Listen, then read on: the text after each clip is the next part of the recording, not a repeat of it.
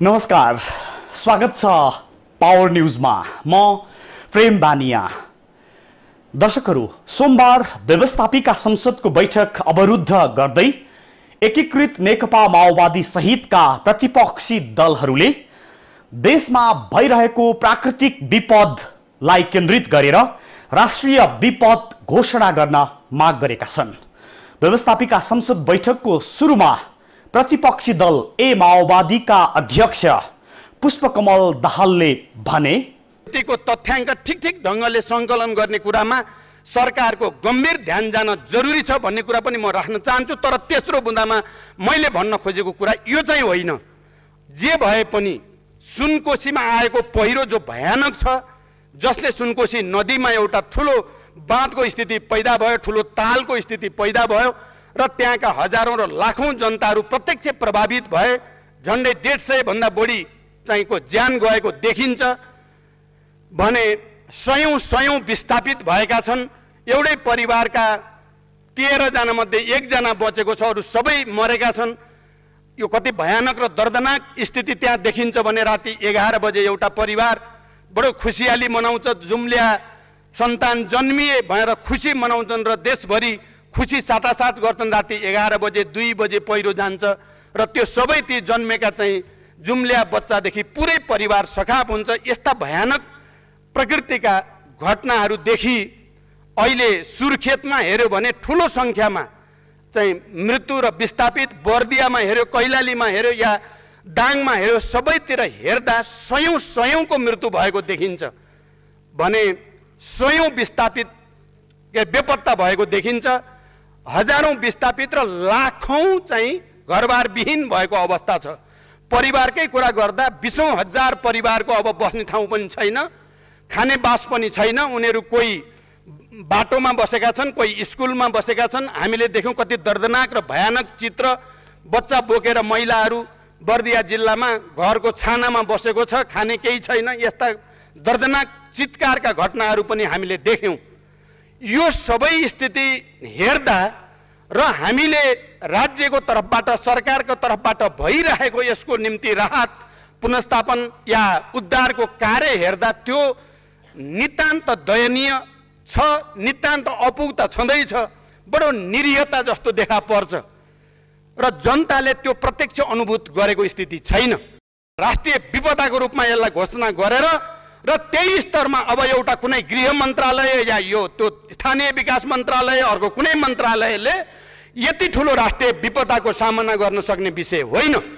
यसको निम्ति प्रधानमन्त्रीकै नेतृत्वमा प्रधानमन्त्री स्तरबाट नै त्यस्तो संरचना खडा गरेर राष्ट्रिय रूपमा र अन्तर्राष्ट्रिय रूपमा समेत पहल गर्ने साधन स्रोत, प्रविधि सबै, दक्षता सबै परिचालन गर्न जरुरी छ। ए माओवादी अध्यक्ष दाहालले बोले लगत्तै ए माओवादी सहितका दलका सभासद उठेर संसदको बैठकलाई अवरोध गर्दै राष्ट्रिय विपदको घोषणा गरिनुपर्छ भन्दै सरकारले त्यसो नगरेकामा विरोध गरेका थिए। यतिखेर प्रमुख प्रतिपक्षको दल नेताले कुरा राखिसकेको स्थितिमा यो कुरालाई सरकारको तर्फबाट एउटा सम्बोधन होस् भन्ने हामी चाहन्छौँ। त्यसैको लागि हामी सबै यहाँ खडा भएका छौँ। धन्यवाद।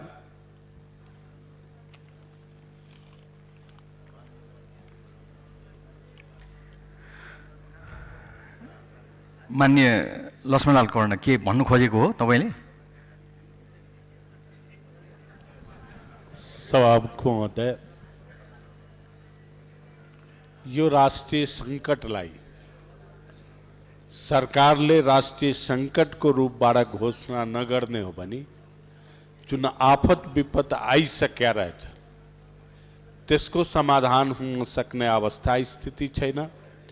र अहिले रोस्टमबाट प्रमुख प्रतिपक्षी दलका नेताले यो कुरा भनिसक्नुभयो र सरकार राष्ट्रिय आपदा घोषणा गर्ने भन्ने कुरामा यदि अहिले नै गर्छ भने हामी चल्न दिन्छौँ, गर्दैन भने जबसम्म गर्दैन तबसम्म यो संसद चल्न दिँदैन। बैठक अवरुद्ध भएपछि सरकारको धारणाका लागि सभामुख सुभाष चन्द्र नेम्वाङले आधा घण्टाका लागि बैठक स्थगित गरेका थिए। मान्य सदस्यहरू, विपक्षी दल लगायत विभिन्न दलको तर्फबाट आफ्ना कुराहरू राखिएका छन् र अहिले सदन अवरोधको अवस्था छ। सरकारको तर्फबाट यस सम्बन्धमा कुरा आउनुपर्छ भन्ने उहाँहरूको भनाइ छ। अहिले भर्खरै उहाँहरूले आफ्नो कुरा राख्नुभएको छ। यो अवस्थामा सरकार र विपक्षी दल एक ठाउँमा बसेर छलफल नगरिकन के हो कुरा भन्न सकिने अवस्था छैन। आजै आधा घण्टा यो बैठकलाई म स्थगित गर्छु मान्य सदस्य।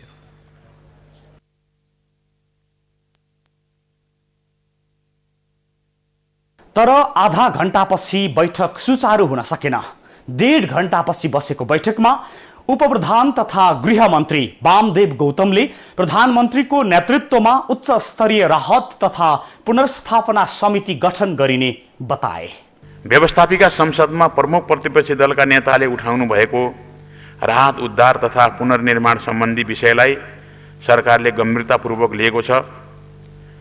सरकारले तत्कालीन उद्धार र राहत सम्बन्धी कार्यक्रमलाई थप प्रभावकारी बनाउन र दीर्घकालीन पुनर्स्थापना सम्बन्धी कार्ययोजना तयार गरी कार्यान्वयन गर्न प्रधानमन्त्रीकै संयोजकत्वमा प्रतिपक्षी दलका नेताहरू समेत सम्मिलित एक उच्चस्तरीय समिति तत्कालै गठन गरी उद्धार राहत र पुनर्स्थापनको कार्यलाई थप प्रभावकारी बनाउनेछ। बाढीले बढी प्रभावित जिल्लाका माननीय सभासदहरूलाई समेत अनुगमन तथा उच्चस्तरीय समितिलाई सहयोग गर्ने कार्यमा सहभागिताका लागि सम्माननीय सभामुख मार्फत सरकारले अनुरोध गर्दछ। र देशभर बाढी पहिरोका कारण परेको विपद भयावह छ। खास गरी मध्यपश्चिमाञ्चल बाढीको त्रासदीमा डुबेको छ र देशका अन्य विभिन्न भागमा पनि बाढी पहिरोको असर गम्भीर छ। अविरल वर्षाका कारण देशका विभिन्न जिल्लाका हजारौं नागरिकको जनजीवन प्रभावित भएको छ। यो न्यूज तयार पार्दासम्म गृह मन्त्रालयको विपद व्यवस्थापन विभागले दिएको तथ्याङ्क अनुसार 105 नागरिकको मृत्यु भएको छ भने 136 बेपत्ता र 42 घाइते छन्। देशका 26 जिल्ला बाढी र पहिरोको चपेटामा परेको छ। बाढीबाट प्रभावित मध्ये मध्यपश्चिमाञ्चलको दाङ, बर्दिया र सुर्खेत उच्च जोखिममा छ।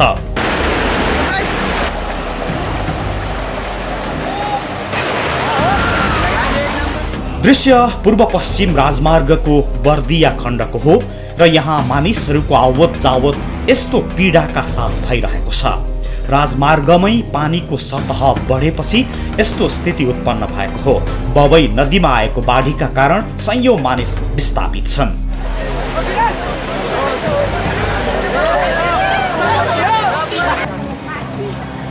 त्यस्तै बर्दियामा पानीको सतह बढेर डुबानमा परेपछि मानिसहरू सुरक्षित स्थानको खोजीमा आफूसँग भएको सरसामान बोकेर हिँडेका छन्। बर्दियाको गुलरिया नगरपालिका सहित 26 गाविस यसपटकको बाढीबाट प्रभावित भएको छ। अहिलेसम्म विस्थापित हुनेको संख्या 19,000 भन्दा बढी छ भने 21 जनाको मृत्यु भइसकेको जिल्ला प्रशासन कार्यालयले पुष्टि गरेको छ।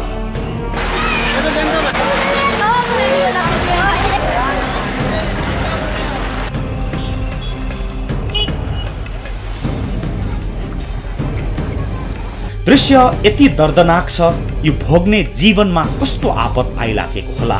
नागरिकहरू अहिले सडक आसपासमा त्रिपाल टाँगेर विस्थापित जीवन बिताइरहेका छन्, जसलाई खाने बस्ने व्यवस्था गरिएको छैन।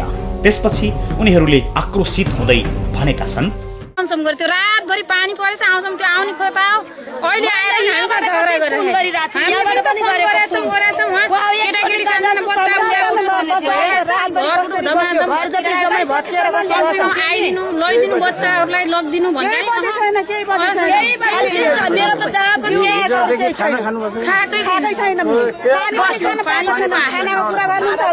अहिलेसम्म केही राहत सामग्री चाउचाउ केही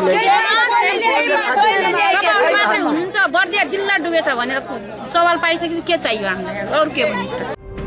4-5 दिनदेखि उनीहरूले पेटभरि खान पाएका छैनन्। सरकारले उद्धार र राहत दिन नसकेको भन्दै उनीहरू आक्रोशित छन्।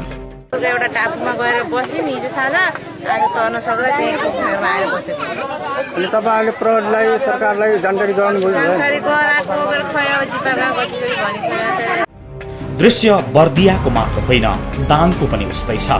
अविरल वर्षाका कारण यहाँका मानिसहरूको चिल्ली बिल्ली भएको छ।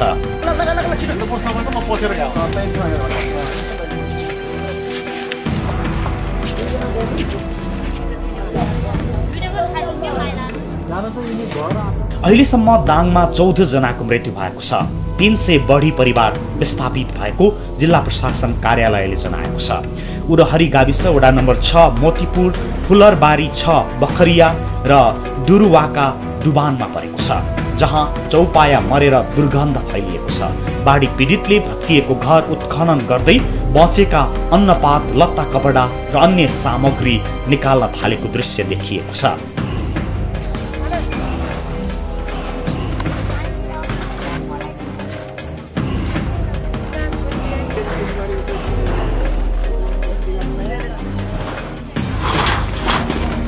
उनीहरू खुल्ला आकाशमुनि रात बिताउन बाध्य छन्। खाने सामग्रीको अभाव छ, बास बस्ने ठाउँ छैन। केही सङ्घ संस्थाले दिएका उद्धार सामग्रीबाट दिन धानिएको छ।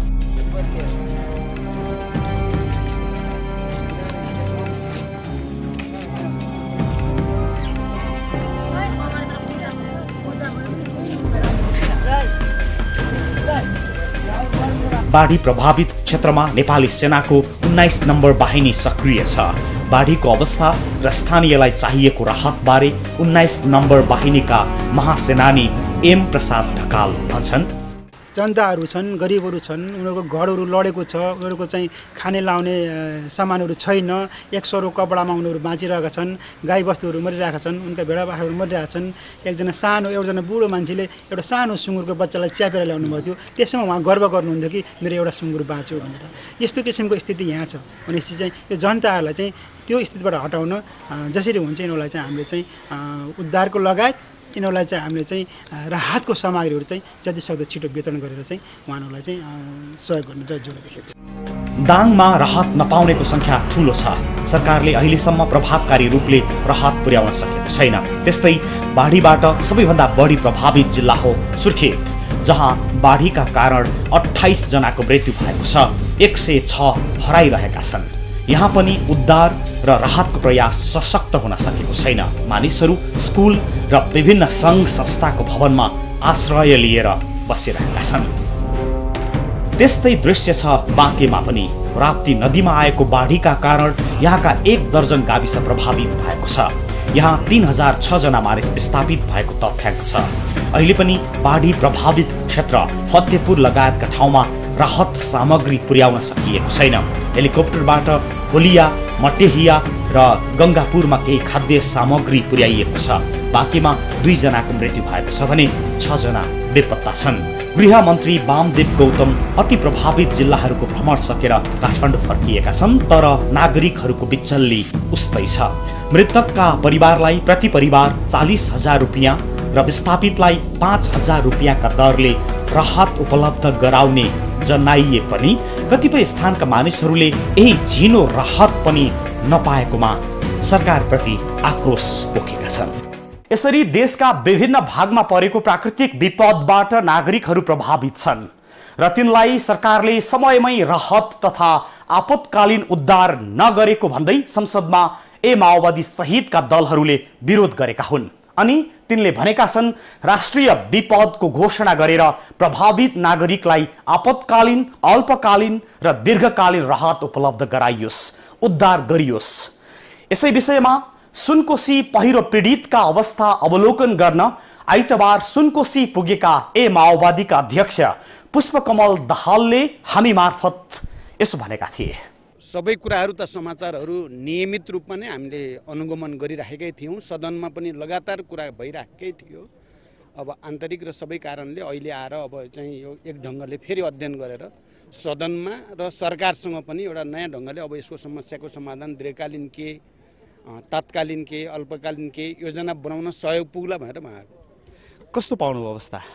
अब पहिरो त सामान्यतः नेपालमा जान्छन्, तर यो चाहिँ बडो भयानक किसिमको बडो विशिष्ट किसिमको पहिरो छ र सुनकोसीमा जसरी यो बाँध बनेको छ र यहाँ पानी थुनिएको छ यो पनि आफैमा बिरलै घट्ने पहिरो र घटना हो भन्ने मलाई लाग्छ। अब मैले त्यसो त भनिनँ, मैले बिहान त्यहाँ पारी कार्यक्रम गर्दा पीडितहरूसँग भेट्दा हैन, त्यहाँ सिडिओ लगायत सेक्युरिटी फोर्सका अफिसरहरूसँग भेट्दा उहाँहरूले स्थानीय रूपमा जे जति काम भएको छ, सामान्य निर्देशन जे भएको छ, मैले उहाँहरूलाई धन्यवाद पनि दिएँ। उहाँहरूले तत्काल राहतको निम्ति अनि अरू चाहिँ पुनर्स्थापनाको तयारीको निम्ति जे जस्तो गर्नुभएको छ। तर यति ठुलो घटना हुँदा र यति ठुलो जनधनको क्षति हुँदा राज्य जुन आकस्मिक रूपमा अगाडि आउनु पर्थ्यो र एउटा सङ्कटकालकै रूपमा यसलाई लिनु पर्थ्यो र राज्यबाट आफ्ना संयन्त्र परिचालन गर्नु पर्थ्यो, त्यो बिल्कुल पुगेन भन्ने मलाई लाग्छ। एउटा जायज कल्पना गरौँ, तपाईँ यति बेला प्रधानमन्त्री भएको भए के गर्नुहुन्थ्यो सुनकोसीको लागि? मैले पक्कै पनि, किनभने मेरो पहिला कोसीको पनि अनुभव भएको हुनाले मैले राष्ट्रिय सङ्कटकै रूपमा यसलाई लिन्थेँ र दीर्घकालीन ढङ्गले योजना बनाउनको लागि चाहिँ विशेषज्ञहरूलाई परिचालन गर्थेँ र तत्काल पुनर्स्थापना, यहाँका पीडितहरूको पुनर्स्थापनाको निम्ति अलिक ठुलो स्केलमा, त्यो कुनै 5,000 40,000ले यहाँको जनतालाई राहत हुने र चाहिँ त्यसले चाहिँ कुनै हुने कुरा होइन, ठुलो स्केलमा जानुपर्छ। जसरी मैले कोशी बाँध फुट्दा गएको थिएँ, म अहिले पनि त्यही गर्थेँ। यहाँको जति पनि समस्याहरू तपाईँले देख्नुभयो, यसको समाधान के छ जस्तो लाग्छ? अब पुनर्वासदेखि सबै मलाई पहिला त के भने, अहिले पुनर्वासको निम्ति त सुरक्षित स्थानको पहिचान सरकारले, राज्यले नै गर्नुपर्दछ र यहाँको जनतालाई पहिला त पुनर्स्थापनातिर नै लानुपर्छ। अहिले तत्कालको त बस्ने नै समस्या रहेछ, त्यसको व्यवस्था कमसेकम दसैँ तिहारसम्मको लागि गर्नु पर्यो। मलाई फेरि दोस्रो कुरा तपाईँले जो राख्नुभयो, मलाई के लाग्छ भने यो हामी कुनै एक्सपर्टहरू भनौँ न, विशेषज्ञहरू र राज्यको कुनै योजनामा बनेको बाँध होइन, यो आकस्मिक रूपमा दुर्घटनाबाट बनेको कुरालाई थायी रूप दिनुपर्छ भनेर सोच्नु चाहिँ अहिले नै चाहिँ त्यो हतारो हुन्छ भन्ने मलाई लाग्छ। यसको अलिकति भूगर्भशास्त्रीय अध्ययन पनि गर्नु पर्यो, अन्य प्राविधिक सबै पक्षको अध्ययन पनि गर्नु पर्यो। दुर्घटना भयो, एउटा केही चिज बन्यो, त्यसैलाई सम्हालेर लैजाउँ भन्ने कुरा चाहिँ त्यो कुनै मेच्योर्ड परिपक्व चाहिँ अवधारणा हो जस्तो मलाई लाग्दैन। त्यहाँदेखि यसलाई हामीले अलि गम्भीर अध्ययन गरेपछि मात्रै के गर्ने भन्न सकिन्छ। अहिले तत्कालको कुरा त यो चाहिँ पानी अलि चाहिँ बिस्तारै बिस्तारै बढाउँदै यसलाई निकास दिनु नै उचित हुन्छ। अर्को कुरा चाहिँ यातायातको व्यवस्था गर्ने, बाटोको चाहिँ तुरुन्तै वैकल्पिक व्यवस्था गर्न जरुरी छ भन्ने मलाई लाग्छ। धन्यवाद। त्यसपछि आइतबारै काठमाडौँ आएका अध्यक्ष दाहालले सोमबार संसदमा यसै विषयबारे बोले र माओवादी सहितका सभासदहरूले संसद अवरुद्ध गरेपछि गृहमन्त्रीले प्रधानमन्त्रीको नेतृत्वमा उच्च स्तरीय राहत तथा पुनर्स्थापना समिति गठन गरिने जानकारी दिए। यसपछि सुनकोशी पहिरो पीडितका भयावह दैनिकी बारेको पछिल्लो जानकारी सहित आउँछौं। देशका विभिन्न जिल्लामा परेको प्राकृतिक विपत्ति र त्यसको असरमा छटपटाइरहेका नागरिकको पीडामा सरकारले साथ नदिएको भनी लागेको आरोप र यथार्थमा केन्द्रित छौं हामी र अब सुनकोशीको स्थलगत यथार्थ। साउन 17 गते बिहान 156 जनाको ज्यान लिने गरी सिन्धुपाल्चोकमा गएको भीषण पहिरोले थुनेर सुनकोशी नदीमा बनेको जलाशय खुलेको छैन र पानीको ओभरफ्लो बढाउने कोसिस जारी छ। यद्यपि स्थानीय मानिसहरू त्रासमुक्त हुन सकेका छैनन्। पहिरो गए यताका दिनहरू समस्या र त्रासमा बितिरहेको छ। पहिरोले आफन्त र घरबार गुमाएकाहरूको पीडा निकै नै दर्दनाक बनाएको छ। जिल्ला दैवी प्रकोप उद्धार समितिले पीडितको वर्ग छुट्याएर उचित ढङ्गमा राहत वितरण गरेको बताइरहेको छ। पीडितहरू राहतमा राजनीति भएको गुनासो गरिरहेका छन्। पहिरो गएको 15 दिनपछि एकीकृत नेकपा माओवादीका अध्यक्ष पुष्पकमल दाहाल स्थानीयका पीडा बुझ्न घटनास्थलतर्फ गएका थिए। उनलाई सिन्धुपाल्चोकका प्रमुख जिल्ला अधिकारी गोपाल प्रसाद पराजुलीले भनेका थिए, अब हामी छिटो आखिर यहाँको अनुसार त पानी परिरहेकै छ, हामीले उपलब्ध सामानहरू दिएका छौँ। अब यो भित्रै पनि त्यस्तो चिसो भयो भने भित्रै पनि आएर बस्नुहोस्, ह्याङ्गरभित्रै पनि अब हामी हुँदैछ भनेर भनेका छौँ। अब यो सन्दर्भमा चाहिँ केही हामीलाई चाहिँ आफ्नो चाहिँ उहाँहरूलाई आश्वस्त गर्ने र हामीलाई निर्देशन चाहिँ प्राप्त हुनको लागि म पहिरोले घरबार र आफन्त गुमाएकाहरूले अध्यक्ष दाहालसँग पुनर्वासको लागि पहल गरिदिन अनुरोध गरे। उनीहरू भनिरहेका थिए, पालभित्रको चिसोले हामी बिरामी पर्न थाल्यौं, हामीलाई दीर्घकालीन पुनर्वासको व्यवस्था मिलाइयोस्। अब हामी अहिले तल उहाँ सिडे साहबहरूले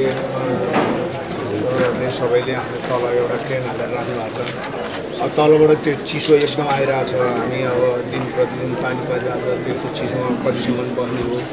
अब यहाँ राज्यले के गरिदिने हो। हामी त जतिखेर पनि यहाँ आएका छौँ, बसेका छौँ, दिनभरि बस्छौँ जान्छौँ। हामीलाई यो गर्ने त्यो गर्ने अब त्यति निष्कर्षमा नि हामी पुगेका छैनौँ। अब राज्यले के गर्नुहुन्छ, हाम्रो सोच भनेको कुरो हामीलाई तुरुन्तै स्थापित गरेर हामीलाई यो ठाउँ लगाएर राखे, हामी पनि केही गरेर खान्थ्यौँ। दैनिक दिन यहाँ आएर बसेर मात्र त हाम्रो गुजारा हुँदैन।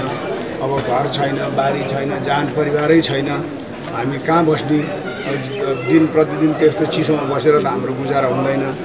अब यो राज्यले अब पार्टीले सम्बन्धित निकायहरूले के गरिदिनुहुन्छ त्यो त गरिदिनु पर्ने जस्तो लाग्छ मलाई। त्यतिकै आउने बस्ने जाने भेटला छौँ। अहिलेसम्म अब त्यही रात दिएको छ, बगेर खाएर चिसो कति दिन त्यसरी बस्ने त साथै चल्दैन त्यसरी त। अब दाजु भाउजू कोही पनि छैन, सबै भित्र सन्तानै छैन। अब एक दिन मात्रै होइन त्यसरी बस्ने। अब हामीले चाहिँ के भनेदेखि कतै राम्रो ठाउँ एउटा व्यवस्था गरेर बस्नु पाएदेखि। अब यहाँ अहिले बजारको मान्छे सबैजना यहाँ माथि क्वार्टरमा भएका छौँ। जुन अहिले यहाँ विस्थापित भएको थियो तल ट्रेनमा गएर चिसो भएमा बसिरहेको छौँ कि अहिले। घरबार र आफन्त गुमाएकाहरू पुनर्वासका लागि हार गुहार गरिरहेका छन् भने पहिरोबाट प्रभावित नागरिकहरूमा आवागमनदेखि दैनिक काममा समेत चरम कठिनाई भइरहेको छ। पहिरोले अवरुद्ध पारेको अरनिको राजमार्ग खुलाउने कुनै ठोस पहल भएको छैन सरकारी स्तरबाट। पहिरोले राजमार्ग अवरुद्ध भएपछि पहिरो गएदेखि उत्तरतर्फका नागरिकहरू झन पीडामा छन्। काठमाडौँबाट जाने दैनिक उपभोग्य सामग्री नजाँदा बजारमा अभाव भएको छ। महँगी बढिरहेको छ। मान्छेहरू आवत जावतमा चाहिँ जान सकेका छन्। यताको मान्छे यता आउन, उताको मान्छे यता आउन, यताको मान्छे उता जान पनि असजिलो परिस्थिति छ र यो राज्यले ध्यान दिएको छैन। जस्तो महँगीकै कुरा गरौँ, महँगीले त अब ठुलो अन्तर ल्याइसकेको छ र त्यसको अलावा अब गाउँबाट हुने बिमारीहरूलाई काठमाडौँ ल्याउन आवत जावत गर्न त्यसले ठुलो असर पुर्याएको छ। त्यस्तै पर्यटक अब यो टिबेटतिर जाने पर्यटकहरूको लागि पनि ठुलो असुविधा अप्ठ्यारो अहिले परिरहेको छ। यसले सबै क्षेत्रमा, व्यापारिक क्षेत्रमादेखि लिएर सबै क्षेत्रमा चाहिँ ठुलो असर पुर्याउँछ। राजमार्ग अवरुद्ध हुँदा बिरामी परेकाहरूलाई उपचारका लागि अस्पताल लैजान पनि समस्या भएको छ। समस्या बीच गुज्रिरहेका यहाँका नागरिकहरू तथा उद्योगी व्यवसायीको पीडा र समस्या यस्तो छ। पीडित पक्षहरूले पाउनुपर्ने सुविधाहरू र पुनर्वासको पनि कुराहरू उठाइरहेको छ। जति सक्दो चाहिँ उहाँहरूले पायोस् जुन पुनर्वासको कुरा उहाँहरूले पाउने सहयोगहरू। र अब जुन अहिले निजी क्षेत्रले खोल्नु लागेको बाटो भनिरहेको छ, यसमा पनि विभिन्न राजनीतिक दलहरूलाई म के भन्न चाहन्छु भने सबै राजनीतिक दलहरूले चाहिँ यसमा साथ सहयोग गरेर कम्तीमा यो अहिले दसैँ अगाडि चाहिँ हामीले मालवाहक गाडीहरू चाहिँ पास गर्नलाई यो हामीले एकदमै आतुर भएर चाहिँ निजी क्षेत्र अगाडि बढेको, यसमा साथ सहयोग गरिदिनु हुनलाई अनुरोध पनि गर्दछु। व्यवसाय मजदुर गरिकन लगभग 10,000को हाराहारीमा हामीले नेपाल ट्रक कन्टेनर व्यवसायीसँग आबद्ध र रोजगारी उहाँहरूलाई छ। तर नेपाल ट्रक कन्टेनर जुन बेला अहिले यहाँ जुरेको ठाउँमा यो बाटो अवरुद्ध हुँदाखेरि जुन खासा र तातोपानी भन्सारमा गरेर मात्रै 500-700 जति मालवाहक ट्रकहरू चाहिँ अलपत्र परिरहेको परिस्थिति छ र अरबौँको सामानहरू चाहिँ लोड भएर बसेर व्यापारीहरूले लानु सकिरहेको परिस्थिति छैन। त्यसैले गर्दा छिटोभन्दा छिटो यो बाटो सरकार पक्षले अलिकति ध्यान दिएर गरिदियो भने र हामी व्यवसायहरूले पनि हामी पनि लागिरहेको छौँ। पहिरोले सुनकोशी जलविद्युत आयोजनाको ड्यामको 2वटा ढोका बगाएको छ। बाँधमाथि जमेको पानीले सानीमा जलविद्युत आयोजना डुबाएको छ। पहिरोले माथिल्लो भोटेकोशी, भैरवकुण्ड र चाकु जलविद्युत आयोजनाको विद्युत प्रसारण लाइन ढालेको छ। बाँध फुट्ने र डुबाउने भएले बन्द भएका त्यस आसपासका विद्यालयहरू क्रमशः खुल्न थालेका छन्। तर पहिरोले पुरेको ड्याम साइडको वनसागु माध्यमिक विद्यालयका विद्यार्थीका पीडा चरम छ। पहिरोपछि सिन्धपाल्चोकको माङ्खा, रामचे, 12 विषे, धुस्कुन र टेकानपुरका नागरिकहरू प्रत्यक्ष मारमा परेका छन् भने 12 गाविसका नागरिकहरू पहिरोको पीडामा छटपटाइरहेका छन्। आवत जावतमा तपाईँले यहाँबाट यति यो 2 किलोमिटरको लागि हामीले 4 घन्टा जति हिँड्नुपर्ने अवस्था छ। नेपालीलाई त केही छैन, त्यो आवत जावत गर्नलाई गरिरहेको बानी हो। दुःख परे पनि सहला, यत्रो पीडा त पर्यो, त्यो ठुलो कुरा भएन। तर विदेशी पर्यटकहरूको लागि चाहिँ बहुत एउटा दुःख, एउटा उहाँहरूले हिँड्नु नजान्ने, हुन्छ, पहिरोको त्यो सामना गर्न नसक्ने हुन्छ। त्यसकारण बहुत गाह्रो छ। पहिरोले गर्दाखेरि यो सुनकोशी बाढी पहिरोले गर्दाखेरि धेरै कम भइसकेको अवस्था छ। उहाँहरूले सिधै बाई एयरबाट ओहोरदोहोर गर्न थालिसकेको अवस्था छ। त्यसले गर्दा यहाँको जीवनमा अलिकति कठिनाइ भोग्नु परिरहेको छ। प्रत्यक्ष अहिलेलाई अवरोध भनेको चाहिँ यो 1200 भन्दा माथिल्लो बेल्टको मान्छेहरू कोही बिरामी भयो भने लगभग उनीहरू भगवान सम्झेर मर्नुपर्ने विकल्प भन्दा त्यहाँभन्दा अर्को छैन। एक नम्बर कुरा होइन, उनीहरू हेलिकप्टरमा जान सक्ने अवस्था हुँदैनन्। यस क्षेत्रका धेरै मानिसहरूको उस्तै गुनासो छ। सरकारले जुन स्तरमा सहयोग गर्नुपर्ने हो त्यो गरेन। अब यो समस्या समाधान गर्न त हुन त अब नेपाल सरकारले नै पहल गर्नुपर्ने हो। पहल त गरि पनि देखिराखेको छौँ हामीले, तर उहाँहरूको पहलले मात्रै यो सम्भव होला जस्तो नदेखिएर अहिले यो हाम्रो जुन 3 संस्थाले पहल गरिराखेको छ। यसरी समस्यामा गुज्रिरहेका यहाँका पहिरो पीडित र प्रभावितहरूको समस्या समाधान गर्न राज्यले अझ सशक्त पहल नगरेकामा सोमबार संसद अवरुद्ध गरिएको छ। संसद अवरुद्ध गर्नु, उच्च स्तरीय समिति बनाइनु एक स्वाभाविक र औसत प्रक्रिया भन्दा बढी होइन। ठाउँ ठाउँमा नागरिकहरू मरेका छन्, तिनका आफन्त विपदमा साथ खोजिरहेका छन्। कतै डुबानको पीडा छ, कतै पहिरोले सम्पूर्ण दैनिकी अवरुद्ध गरिदिएको छ। निकै भयावह प्राकृतिक विपदको असह्य पीडा झेलिरहेका छन् नागरिक। उनीहरूलाई त यति बेला आपतकालीन रूपमा तत्कालै उद्धार र राहतको खाँचो छ। त्यो पनि एकछिन पनि ढिला नगरी राहत चाहिएको छ, उद्धार चाहिएको छ, आवत जावत गर्नु परेको छ। यस्तो बेला काठमाडौँमा आधा घण्टा संसद अवरुद्ध गरेर सरकारलाई जबरजस्त जस्तो एउटा समिति बनाउन लगाएर खोइ के गर्ला र सरकारले। पुष्पकमल दाहालको शब्दले भन्यो, सरकार सुस्त मनस्थितिको भयो। यति आजको पावर न्यूज। आजलाई हामीलाई बिदा दिनुहोस्।